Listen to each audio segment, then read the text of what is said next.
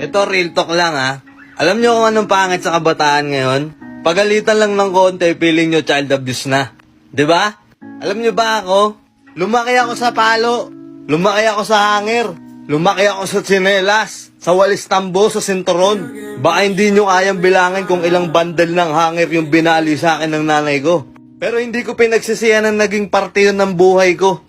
Alam nyo kung bakit? Kasi kami yung tipo ng mga kabataan na lumaking disiplinado. Kami rin yung tipo ng kabataan noon na mayroong respeto. Nakuha nyo? Eh yung ngayon wala eh. Konting cubet, sumbong sa tropa, ayoko na. Yung iba, pinapatolpo pa. Tapos yung iba, maglalayas. Putang, alam mo, kaya na nilang mabuhay mag-isa.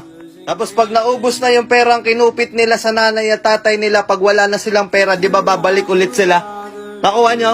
Lumuhod na ba kayo sa munggo? Naranasan nyo na ba na merong nagliliyab na kandila sa ilalim ng siko nyo habang may hawak kayong libro?